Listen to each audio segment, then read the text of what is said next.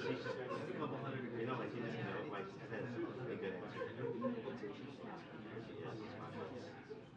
She also has like orange underslippers, so it's a picture place. Like that one was like.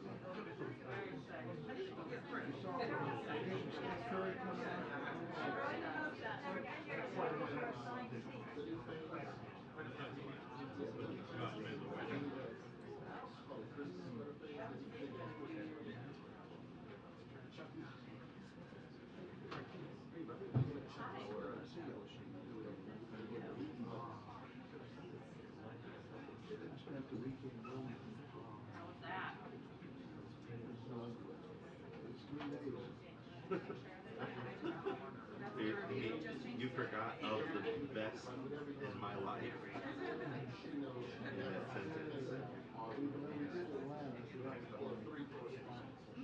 That does sound like a good trip. Although it seems like uncomfortable. But we didn't have the E. Like usually I'm not saying he's Clinton-esque, but usually he has a certain E. Like, and maybe it's because I'm watching on TV, right? But it just seemed like they.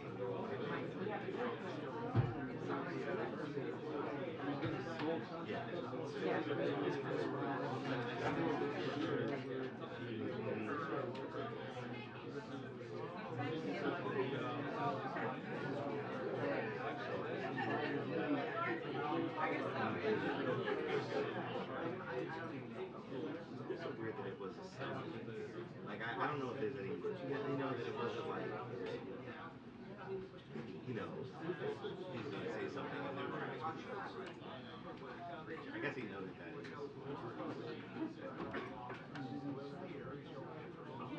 mean, he did. I remember that, but I don't know if he said chapter and verse or the Bible.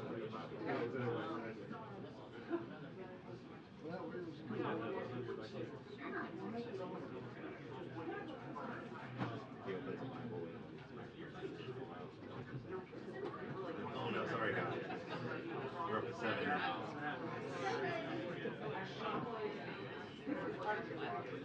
Yeah. There it is. Shake these.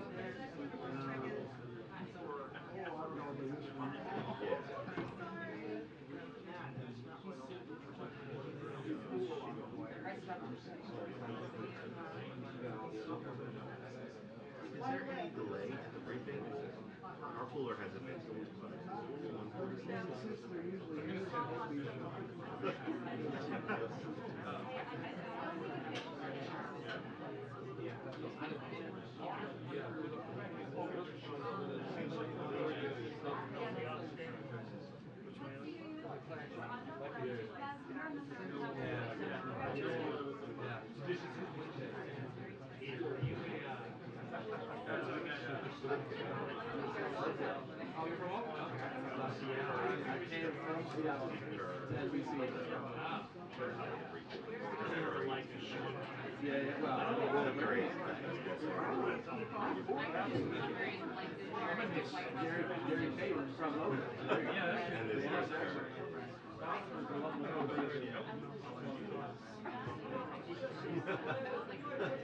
There's some woman named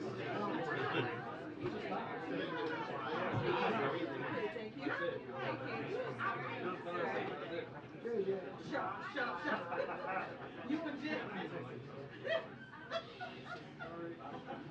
Oh my God. Is it though? It doesn't seem that. Oh.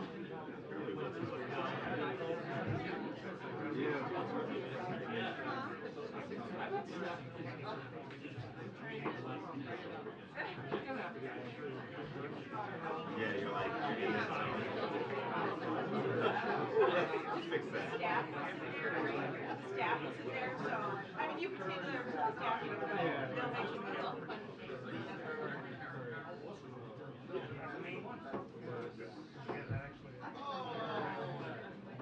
Very bored.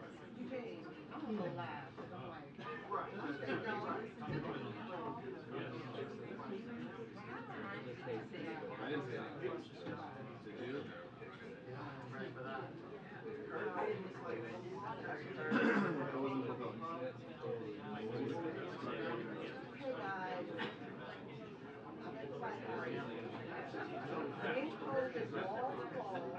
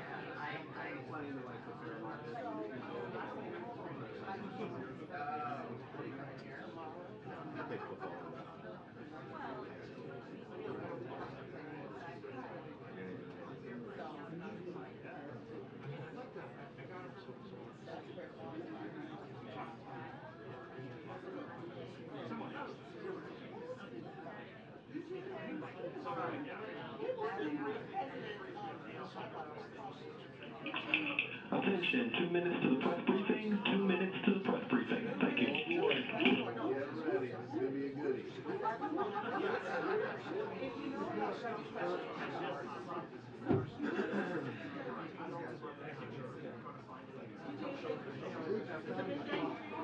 Good.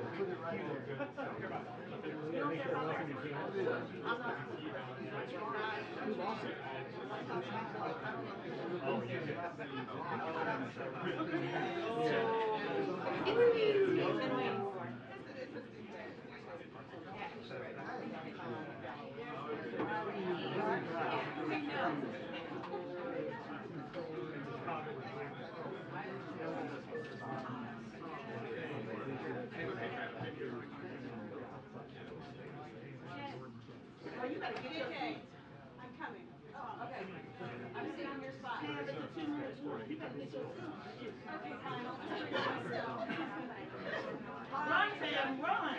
I'll just remember to walk to your seat, Sam. My me, my bags. Y'all let the White House Correspondents Association president in. For a well-oiled machine. That wasn't so hard. She deserves her seat. I'm just chaos. Thank you. Boston Terriers. What? You won't open the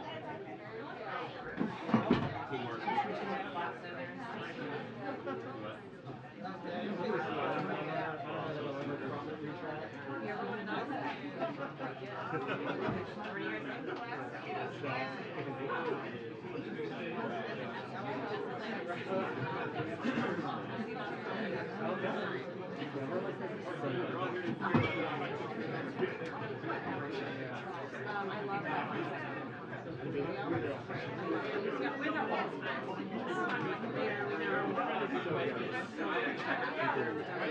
Really care about these documents. Yes, exactly. No contact.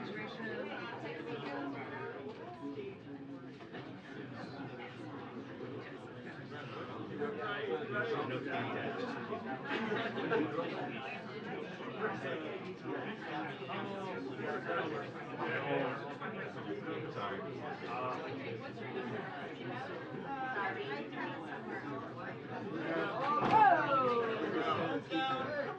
Wow.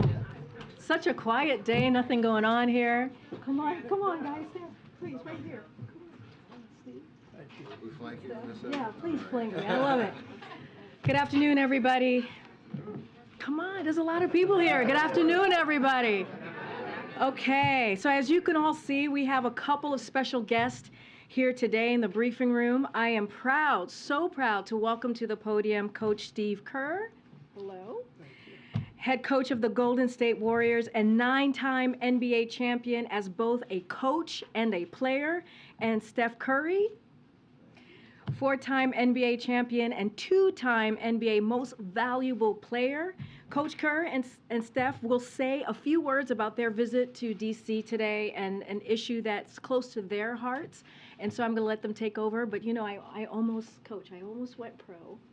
But, you know, being 5'2", 5'3", didn't make it happen. But there's this great video of me and Sue Bird, an amazing icon in the WNBA. You should check that out. But anyway, I'm going to let you guys take over. Yeah, thank you. Thank you so much for having us today. On behalf of the Warriors, I want to thank President Biden and Vice President Harris for the invitation to come to the White House today to celebrate our championship from a year ago. It's a great reminder of how lucky we are to be Americans, to live in a country where we can chase our dreams and enjoy the fruits of our labor and the celebration of all those around us. And to come here today with members of the organization to celebrate is really something special. It was also very fulfilling for me just a little while ago to take part in a roundtable on gun violence and gun safety with some senior White House staffers, along with Clay Thompson and Moses Moody. Over the last hour or so, we learned a lot about what this administration is doing to help create a safer environment in our country, something that's very close to my heart, and it's wonderful for me to learn a lot more than I knew. So coming in today is it's a great day on many fronts. So thanks for the invitation, and I'm going to turn it over to Mr. Curry. Thanks, Coach. Echo what he said. I want to thank President Biden, Vice President Harris for the invitation to come here. It's something that we don't ever take for granted. 7 years ago, I believe, we were here last celebrating our first championship, and now back to celebrate our fourth. So to have this opportunity to reflect on the accomplishment last year, to bring everybody together to celebrate that, to also acknowledge the place sports has and bringing people together from all walks of life, all backgrounds, to provide inspiration, hope, love, togetherness, and that's what our journey was last year. So to have another opportunity to celebrate that means a lot, and a great opportunity for us from the basketball community to thank President Biden and his staff for all their hard work and diligence on getting Brittany Griner home. Was a big part of our basketball family, and it means a lot to know that she's here and home safe with her family, and all the work that went on behind the scenes to make that a reality. So I just want to say thank you there, and very excited to be here and celebrate the day, celebrate with our families, and appreciate the invitation. This is truly, truly special, so thank you to everybody. Thank you, guys. Appreciate Thank it. you so much. Thank you, guys. Thank you. Thanks. Thank you so much. No questions, Lorraine? It's up to them. No, they as you can imagine, they have a tight schedule. I think they're on their way to meet with the president right now, and then, as you know, some of you will get to see the two of them and the rest of the team at the event that we're having for the Warriors in about an hour or less than an hour. Okay, folks, thank you so much for joining us today, and it was great to hear from two people who have really been passionate voices on the issue that you heard them talk about, which was gun violence prevention. And we really, really are thankful to them for using their platform, their very, very big platform, to talk about an issue that is truly, as you all know and report, that is destroying many families across the country, many communities, and as you know, that the president has worked and been a leader on for many decades. And the bipartisan gun prevention bill that was signed this summer just showed the president's commitment to this issue, and as you all know, it continues. It doesn't stop with that legislation. On Friday, it was reported that Republicans have so-called plan to prioritize payments if Congress fails to address the debt ceiling. So I want to be very, very clear here, as I have been, as the president has been. This is not a plan. It is a recipe for economic catastrophe.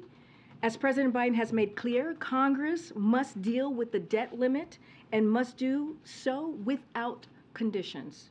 But congressional Republicans are threatening to hold the nation's full faith and credit, a mandate of the Constitution, hostage to their demands to cut Social Security, to cut Medicare, and to cut Medicaid.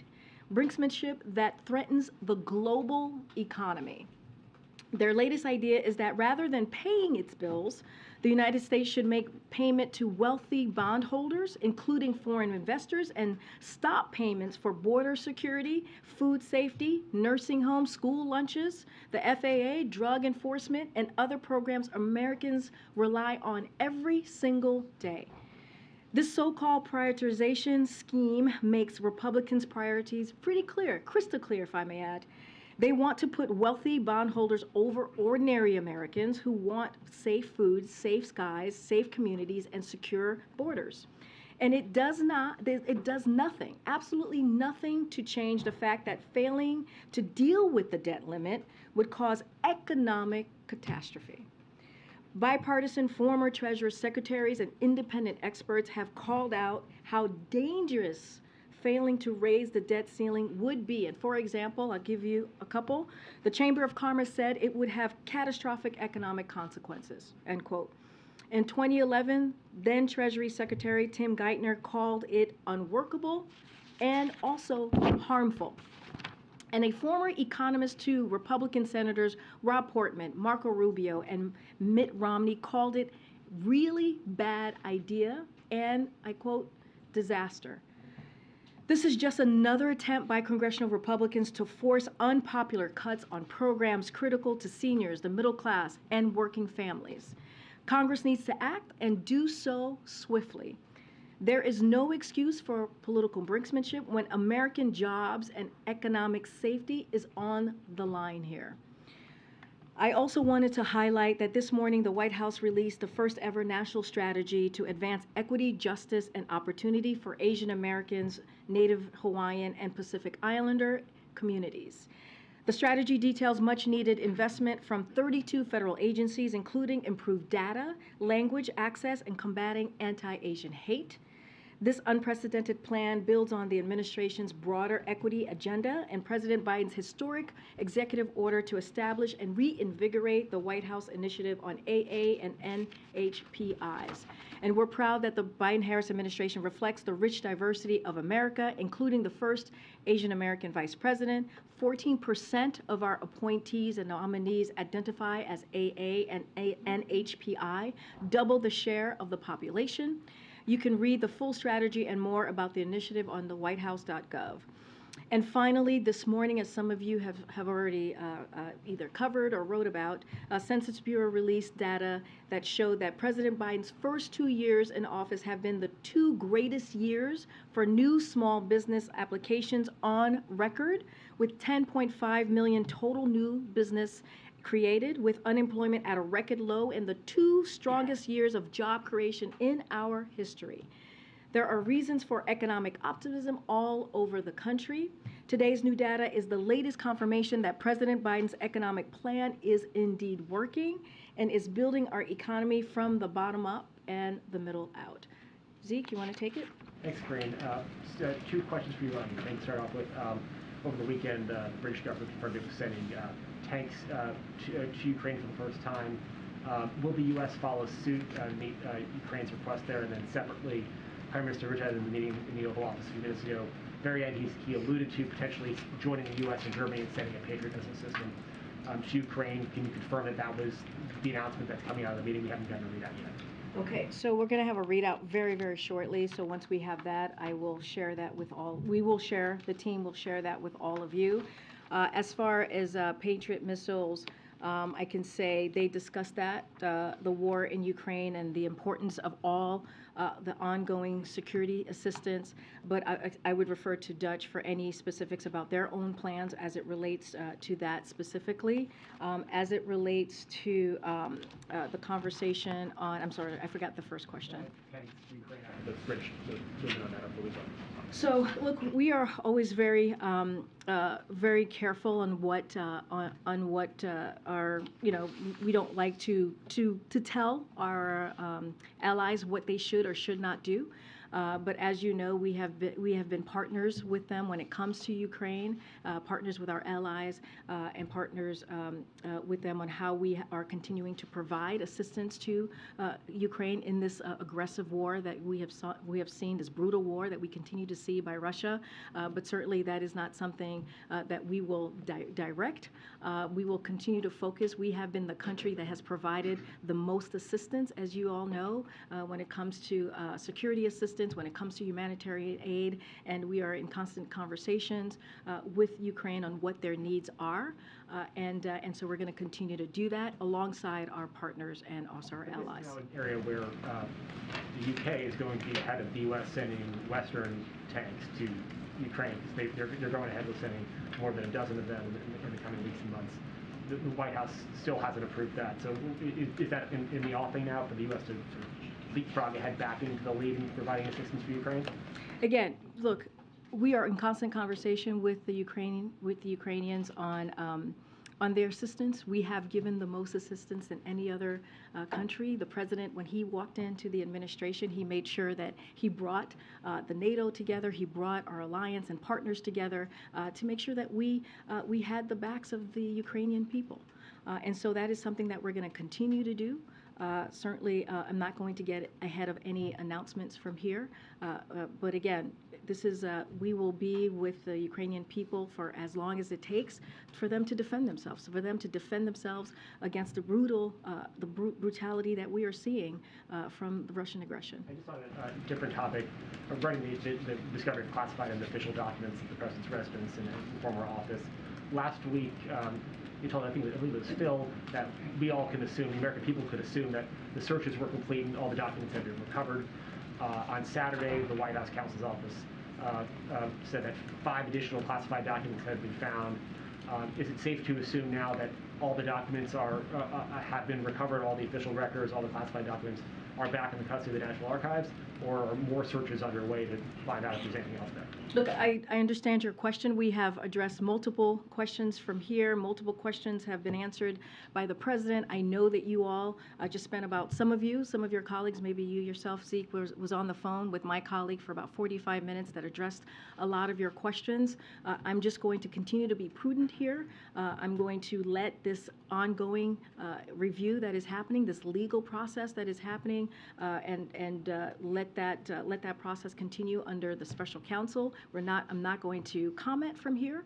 I'm not, one of the things that we have said for the last 2 years, when it comes to the Department of Justice, when it comes to legal matters, when it comes to legal issues, we have been very clear that we are not going to comment, we are not going to politically interfere, and that continues with this legal issue. And so I would refer you to the Department of Justice, refer you to the special counsel as it relates to specifics on this issue, and also my White House counsel colleagues are engaging with all of you and will certainly continue to have conversations on this. I will say that we are consistent with what we have said on cooperating fully with the Department of Justice on this issue, and we will continue to cooperate fully with the special counsel. Thanks, Greg. On Friday, you stood here, though, and were asked about these documents issued by our count some 18 times. At that point, the president's lawyers had found these 5 additional pages of classified documents. So did you not know on Friday that those documents had been found when you were at the podium, or are you being directed by someone to not be forthcoming on this issue? I have been forthcoming from this podium. What I said yes to was what the statement at the time that we all had, right? You all had the statement. And I was repeating what the council was sharing at that time. Right, we had that statement, so we knew what was in it. But you also knew. Did you not know that? I'm telling you, I just answered the question. I just said that I was repeating what the information that we had at that time, right? That you all had. I was confirming from what the special counsel had provided to all of you, and that we knew as well from here. So just to be very, very clear. And look, I've also been very clear about being prudent from here. I was also being very clear about being consistent from here, and not going beyond what is currently happening, right? And again, this is an ongoing, I also said this was an ongoing review that was happening with the Department of Justice, and as we know with the special counsel, I've been very consistent about that as well. And that's one of the reasons, your question to me is one of the reasons why we are being very, very careful and very mindful, and to not interfere here, and to make sure that the Department of Justice has their independence. Your question actually proves that, and that's why we're going to continue to refer you to Department of Justice and refer you to the special counsel or my colleagues at White House Counsel. Does President Biden have confidence in the way his team is handling this, with this trickle out of information and the documents being found day after day? I can tell you this, the president has confidence. I can tell you this, that the president and his team rightfully took action when they learned that the documents existed. They reached out to the archives. They reached out to the Department of Justice. That is the steps. We have been very clear about that, the steps and the process that we took here. And look, we're going to continue. We're going to continue to, as we have said, fully cooperate with the Department of Justice. We're going to fully cooperate with the President's team is going to fully cooperate with the special counsel. That does not stop, and that will just continue. Again, we are going to respect the independence of the Department of Justice. Could you describe his mood to us and the conversations you've had with him on this issue? His mood has been very clear. I saw him this morning. He's very focused. I traveled with him this weekend. He wants to make sure that he's continuing, and we are continuing to deliver for the American people. And we've been pretty consistent on that. If you think about last week, you heard from him about how his economic plan is working, how we have seen inflation go down for 6 months straight, how we have seen unemployment numbers at its lowest level in 50 years. That matters. That is also the things that this country, the people in this country, are also very, very concerned about and want to hear what this president is doing every day. That's his focus, and that's what he's going to continue to talk about. Go ahead, Steve. What's the White House reaction to the news in Dnipro where the Russians bombed an apartment building and killed dozens of civilians? So, look, this weekend strikes are another example, as you've heard us say, of the brutal and barbaric war that Russia is waging against the Ukrainian people. And we have seen this over and over again for about 10 months now, 11 months now. The United States will continue to provide, as I said at the top, Ukraine with what it needs to defend itself. That is incredibly important. That is a promise that the president made to President Zelensky when he was here not too long ago. And that's including air defense system. Along with our allies and partners, as I just said, we will continue our work to hold Russians forces accountable for the atrocities that they've caused and also the war crimes. But one of the things that we continue to see Russia do is that they underestimate the strength and the courage and the resolve of the Ukrainian people, and they will be proven wrong again in their latest attempts. And the debt ceiling is supposed to reach its ceiling on Thursday. How do you see this debt ceiling fight playing out? What's your strategy for getting an agreement? So look, we have been very clear on this, and I said it at the top, I said it on Friday, and I'll say it today, so has the president. This should not be political brinksmanship. We should be dealing with the debt ceiling without conditions. It is important. We're not going to work our way around this. We're not going to negotiate on this. This is the basic duties of Congress, is to deal with this issue. And let's not forget, in the last administration, they, meaning Democrats and Republicans, were able to deal with the debt limit 3 times. So this is something that needs to be done, that should be done, and we call on Congress to act. Lastly, is the president going to sit down with Republicans and talk about this? Again, this is something that should be done without conditions. We have been very, very clear about that. We are not going to be negotiating over the debt ceiling, but I'll say this more broadly. At the start of the new Congress, and I actually spoke about this last week, we're reaching out to all members in both parties to build relationships and establish points of contact. That is something that the Office of Leg Affairs has done for the past couple of weeks. But, you know, this has been done, when you talk about the debt ceiling, it has been done in a bipartisan way, and there should be bipartisan cooperation to address this. It should not be a political football. This should not be a political football, and we should do it without conditions. Go ahead, Phil, and I'll come to the back. The president and his team had a pretty clear strategy, list of goals heading into this year. Is there any concern that that may be kind of overtaken by what's been happening over the course of the last week with the investigation?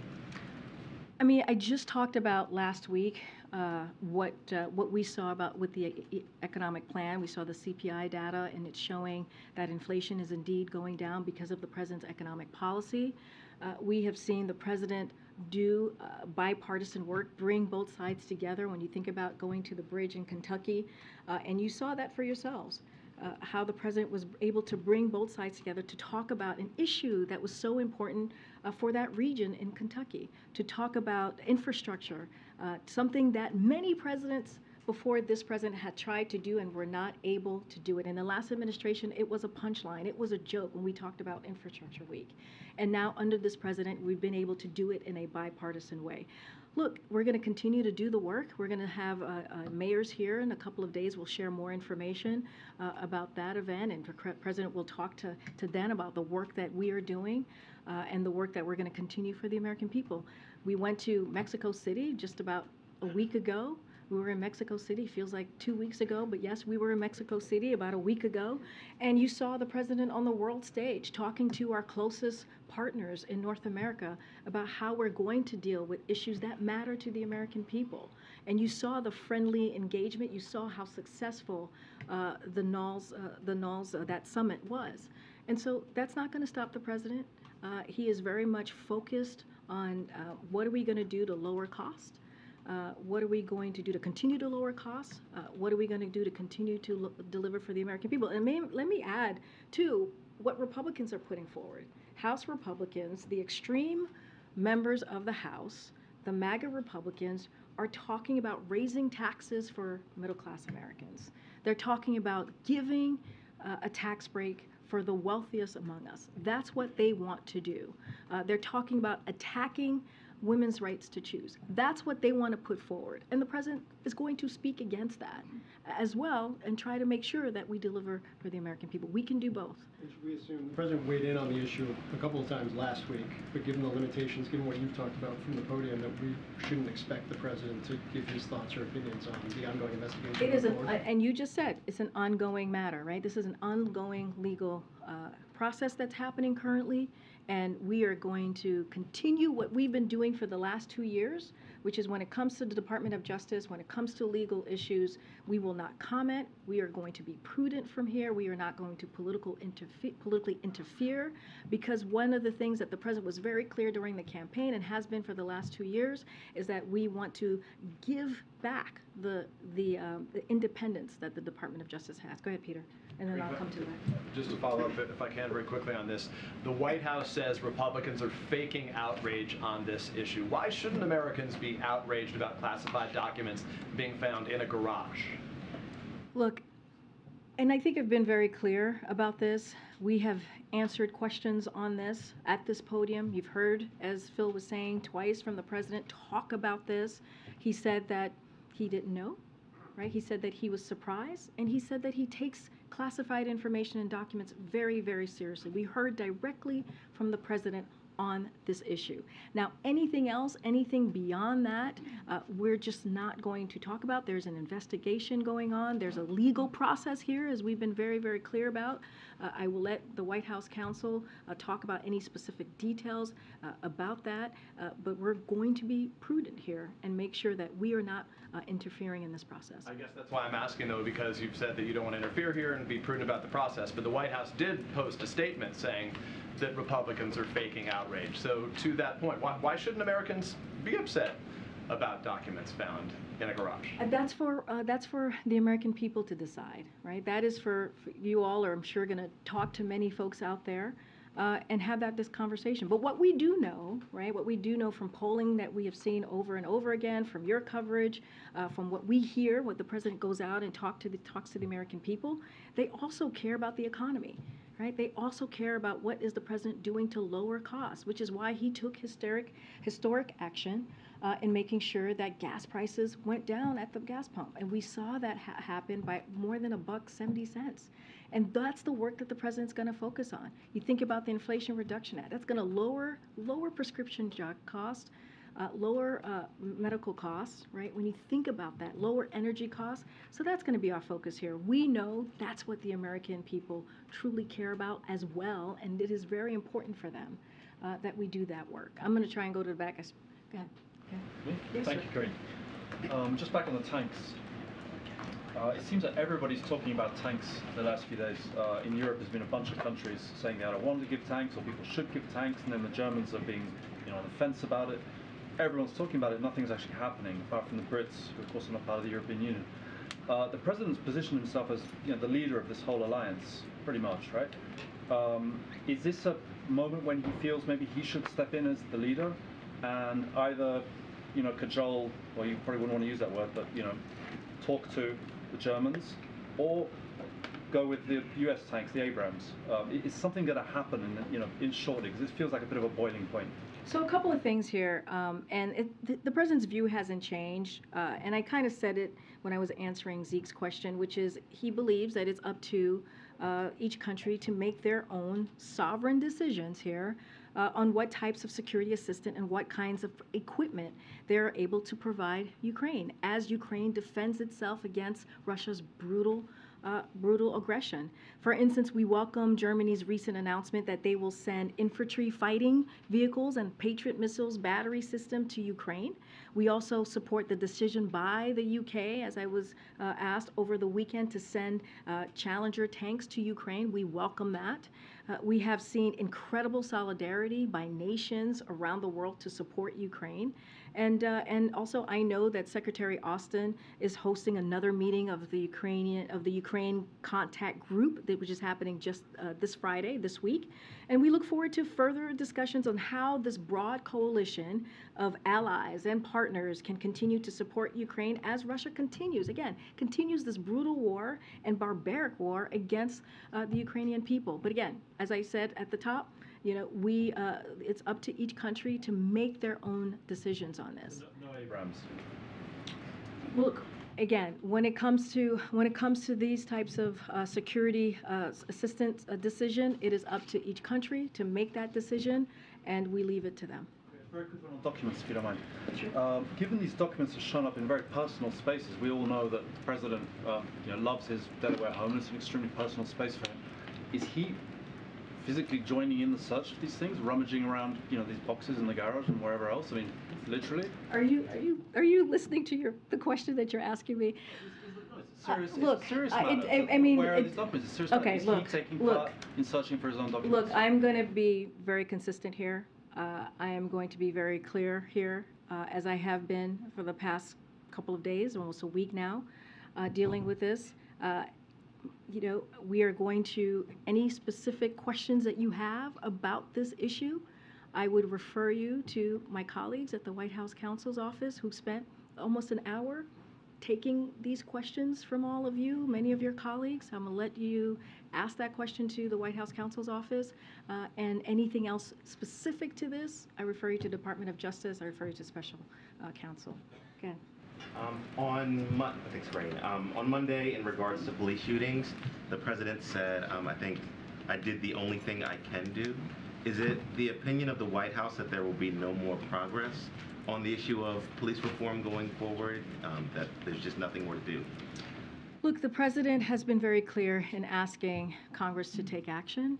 He has taken executive action. I'm sure you've covered a lot of the actions that he's taken the past 2 years, and he believes it's now in the hands of Congress to take action, and it is important to do just that.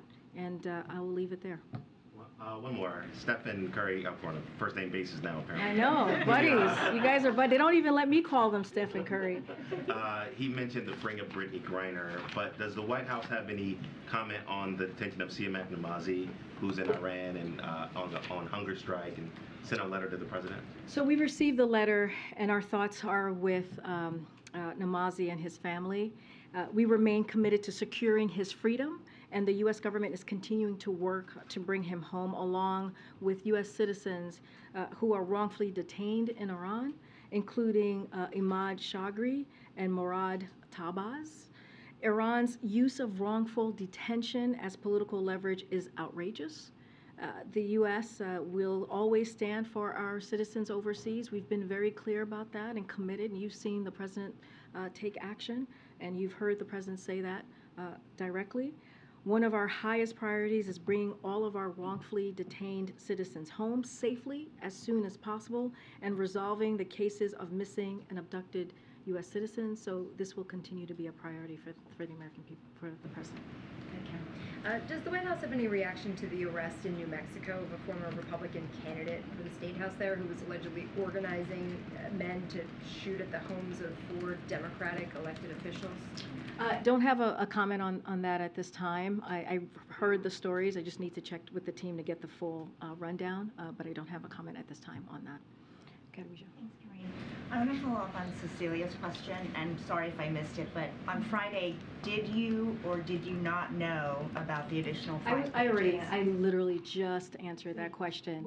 But I missed it, so is it yes or no? Well, I mean, you're not too far sitting next to her, so I was very clear. I provided the information that you all had at the time, and I confirmed. No, I did not know. I'm saying I had the information. I actually said this to Cecilia. I had the information that you all had at the time, right? And so this is why I also said to Cecilia, this is why we are trying to be very prudent here, and we're trying to be very consistent and say this is an ongoing legal process, and this is why I say we're just not going to comment from here. That is a perfect example in Cecilia's question, and I was very clear about that.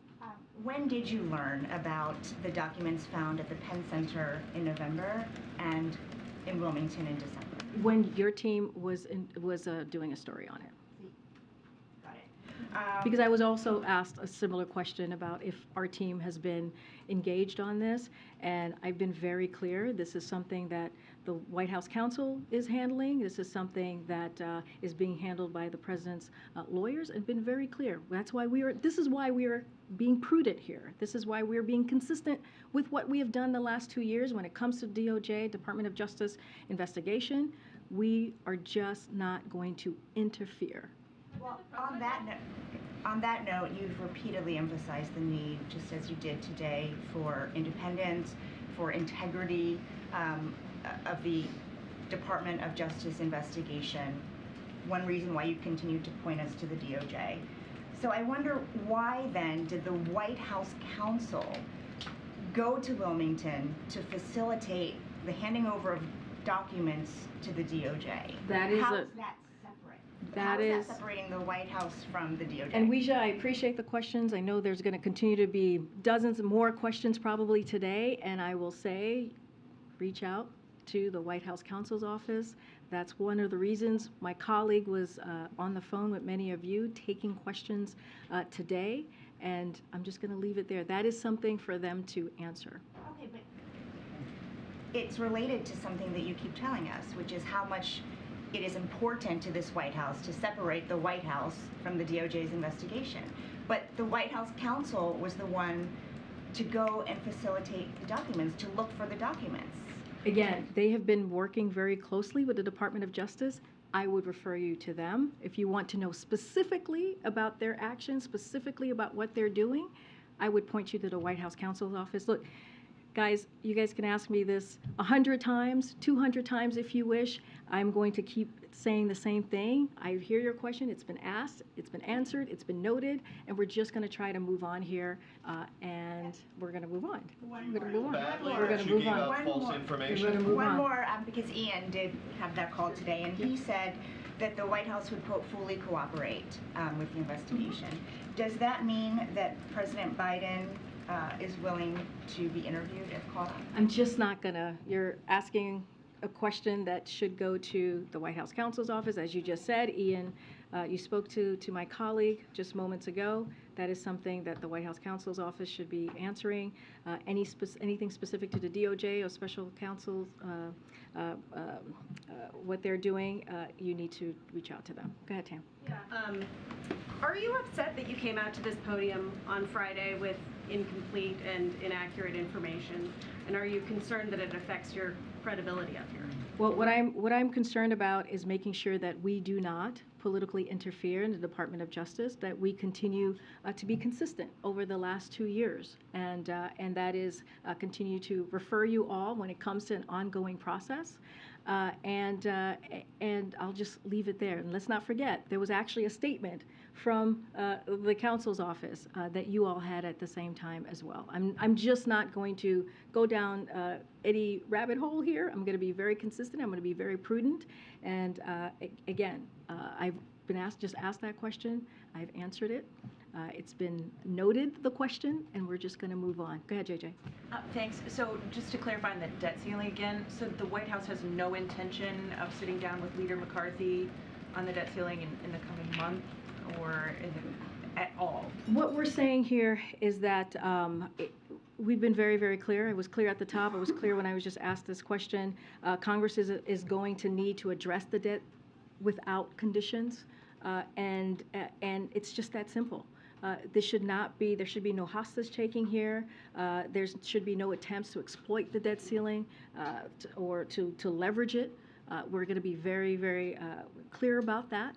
And again, and I said this before, this was done 3 times under the last administration in a bipartisan way. This is the duty of Congress. This is something that is their basic duty, to deal with the debt ceiling. And so we're going to continue to be consistent here about that. And again, there should be no, this should not be used as a political football. So we can accurately report that the White House isn't doing any outreach to Republicans at this time? Well, I said just moments ago, one of the things that we did, and I laid this out pretty clearly when the new Congress started, we reached out to Republicans and Democrats alike to talk about who their point of contact is, to have that conversation, to figure out how we're going to work together. And so there is constant conversations happening with members of Congress and their team. That is something that we are doing almost certainly on a weekly basis, and that always is going to happen. Those conversations are always going to happen. I'm certainly not going to read out every conversation that we're having with congressional members or congressional staff. What I am saying is that we have been very clear that this should be done. When we're talking about the debt ceiling, it should be done without conditions, and it should not be used as a political football. Just wanted to go back to the bilat earlier and the one last week with the Prime Minister of Japan. These are two countries that are huge players in the semiconductor chain. Have you made any progress in getting those countries to join the efforts that the U.S. has started to restrict China's access to those semiconductors, to that technology? So just want to be very clear on this as well. We don't push any of our allies or our partners. We consult with them closely, and they make their own decisions. And this is how we move forward with our relationship, again, with our allies and partners. We all recognize the importance of this issue to national security, and the President did discuss it, along with a host of other important regional and global issues. Look, this is going to be a continuing part of a group consultation here, and I don't have any announcements to make or anything further to share on this. But does the President feel that the U.S. can be successful in preventing China from getting that technology if these types of countries like the Netherlands, like Japan, don't join, even if it's not exactly the same restrictions, but don't join in those types of efforts? Again, we're just not going to push our partners and allies here. Again, the President, it did come up in their conversation. I'm just not going to getting into specific conversations or what happened or what was said. What we believe is that our close allies and partners make their own decisions on these types of things.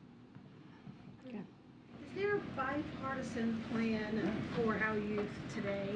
Do we have a focus on either education? Are we looking at, I just wanted to soften the mood a little bit in the room, but is there anything that we're focusing on in terms of education, in terms of funding for new programs that we've come to the table to agree upon?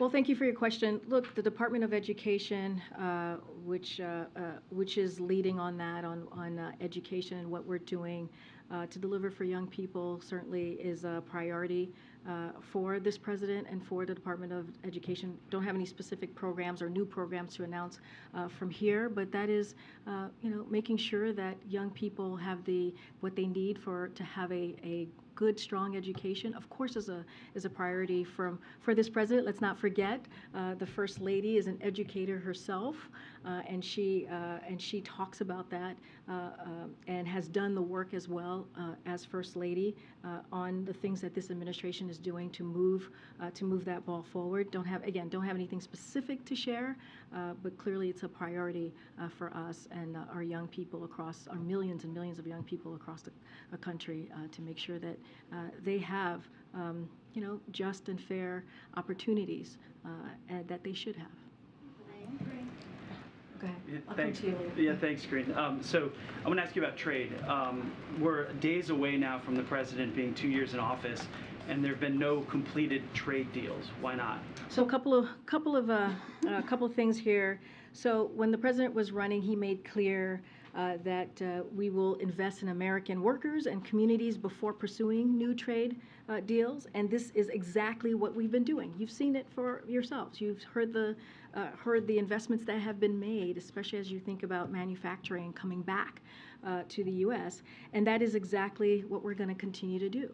So you've seen our economic agenda spur historic recovery and a manufacturing boom at home. More than 750,000 manufacturing jobs were created right here under this president. At the same time, we are working.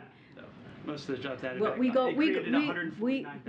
go back and forth on this, Ed. I hear you. I'm 750,000 jobs. Let me finish your answer. You asked me a question, but at the same time, We are working swiftly to finalize the Indo-Pacific Economic Framework, which represent 40% of the world GDP, and will address the core issues that will define much of our success in the coming decades, like clean energy and the digital economy, while fortifying our economies against a range of threats from fragile supply chains to tax havens. We are committed in every region of the world to strengthen trade and investment in a manner that promotes good, paying American jobs, and also high standards and supply chain resiliency. And that has been the president's priority. At every step of the way, we will work with Congress to negotiate and develop trade policies that advance the interest of all Americans, support U.S. innovation and workers, and enhance our competitiveness. And that has been the president's priority. That is what he talked about during the campaign, and that's what he's been doing and delivering on for the past 2 years. Go around. Go ahead, April. Corinne, 2 questions. You just, from the podium, in an answer to one of the reporters, you said something about you don't want to politically interfere when it comes to this investigation on the documents. I asked you when we first heard about the documents, there is a political component and a legal component. But can you expound upon what you don't want to interfere on politically? Because many pundits, many lawyers, many politicians are saying that this is also an issue that could prohibit a lot of work in this 118th Congress, a lot of work for the American people in this moment. Could you expound on what you were talking about? Well, look, I'm not going to get into politics from here, and I've been very clear about that. I've answered that question multiple times already. What I can say is that the president's going to stay laser focused on delivering for the American people. And that's going to continue to be the work that he sees at hand. When it comes to the economy, when it comes to the bipartisan infrastructure legislation, when it comes to implementing the Inflation Reduction Act, which we announced a couple of items last week on how important it's going to be for Medicare to negotiate. That is something that is going to be critical for the American families, for American people across the country, being able to negotiate the price of drugs and cap it at $2,000 a year. That's going to make a difference in people's lives, right? Continuing to do the work that he has been doing to lower costs. And we've seen that. We've seen that the president's economic plan is indeed working. And so, look, that is not going to stop us. That is something we're going to continue to talk about. And you're seeing how the work that he's put in the last 2 years, his administration, the work that he's done with Congress in a bipartisan way in historic fashions is actually working. And so that's going to be our focus. And in this moment, there are Democrats who are saying they're looking to tomorrow. It's a bright spot for Democrats with the inauguration of Wes Moore as Maryland's first black governor, as the 3rd black elected governor in the nation. What does the president say, and what does this White House say about his elevation as a citizen who rose to the highest heights in the state of Maryland, especially as he campaigned for him? Well, the president is very much looking forward to working with Governor Wes Moore.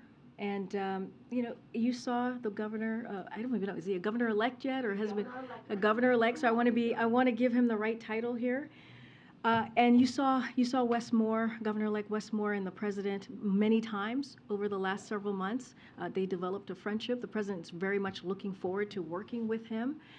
And we think it's important. It's important to have that representation. It's important to have someone as, someone who is qualified and passionate about the work as Wes Moore be in a position where he can make a change and make a difference for Marylanders. And so that is critically important. Look, there is bright spots. There are, just if you look across the country, what we saw in state elections and what we saw with governorships, what we saw in other really key important states, state offices, it was a bright spot. And let's not forget, one of the reasons that we saw that is because of the president's plan, the president's agenda, and what he was able to set forth for the midterms. Remember, everyone was talking about the red wave, and that didn't happen. And that didn't happen because of the president's leadership. Corinne? Good. Thank you, Corinne. Just want to ask you, sir. Just want to ask you about something you said last week. Last week, you were pretty insistent that you believed that the president's attorneys did the right thing. Do you still believe that? Yes, they did the right thing when it comes to making sure that when the documents were found, they handed it over to the archivist, and it was handed over to Department of Justice. But again, Steve, I'm going to be very prudent here. I am going to be very consistent. It is an ongoing legal process. I'm not going to say more. The reason I ask is that what we now know, the President's counsel statement, the President's personal lawyer statement, shed a bit more light on this, but they raise more questions. Namely, the first call that the President's personal attorneys made on November 2nd was not to the FBI that they had found what we now know were top secret documents out in the open. The first call was to officials here at this White House in the West Wing. How is that the right thing? Isn't that the right thing when you see if you're a lawyer and you don't have a security clearance and you see a classified document, shouldn't you call the Justice Department's National Security Office right away? Again, I'm going to refer you to the White House counsel's office. That is something for them to answer. That is a very specific question that they should answer, that they will engage on you on this, just like my colleague did for almost an hour and had this conversation with all of you. It was about a half hour, but let me widen out. Why is it the matter of this White House counsel to deal with documents from 2 administrations ago? We're not talking about presidential records from this White House. Why is this White House counsel involved in this matter at all? Again, this is something for the White House counsel to address. I am not going to address that from here. I will refer you to them, and I will refer you to the special counsel and anything that is specific to this particular issue. We're being pulled. Folks have to gather. Okay, folks have to gather. I'll see you guys tomorrow. You told me 6 times that turned out to be false. Are you sorry about that? I'll see you tomorrow. Come talk to me. I'll see you tomorrow.